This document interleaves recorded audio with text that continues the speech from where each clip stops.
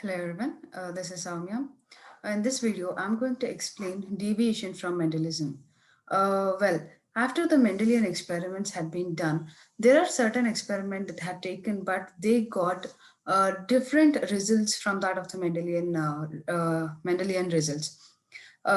Various experiments had been done for that matter, but in this video, I'm going to explain the multiple allelism. So in the multiple allelism, let us look into the definition of the multiple allelism. So multiple allelism is nothing but there are more kinds of genes are there. Three or more kinds of genes are there which occupy the same locus in a gene and are referred as multiple alleles. That definition was given. Definition was defined by Altenberg. So this multiple allelism is actually whatever the experiment that had been done with the multiple alleles, it's a deviation from the Mendelism. So here we are considering the blood groups in humans. So in case of the blood group, of course, we all know that majorly there are four different kinds of blood groups are there, A, B, AB and O. And based on the presence of antigens and the antibodies in the blood, RBCs and the serum, will categorize the blood groups. And the blood group will be having the genotypes like this. The heterozygous A blood group will be IAO. Homozygous A blood group will be IA.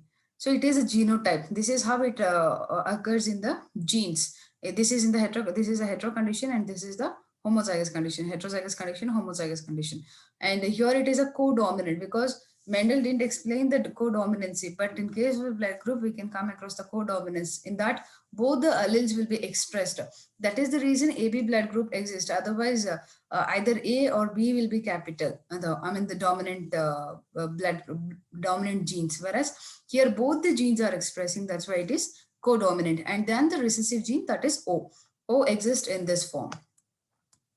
So this is how the inheritance of the ABO blood groups occurs. So if mother is having a blood group and father is also having a blood group, the genotypes of the offsprings will be A. That is here both the individuals are homozygous in condition.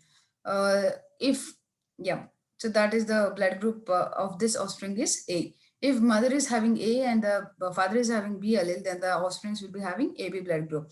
If mother is having A and the father is having O, the genotype will be like this, but the blood group will be A because O is recessive in nature. And if mother is having B and father is having A, the blood group will be AB because it is a co-dominant. If both are having B, then the blood group will be B and the genotype will be like this. If one is having B and the other one is having the O blood group, then the genotype of the individual will be BO, but the blood type is B. And O blood group occurs only if both the recessive genes are there in the parents.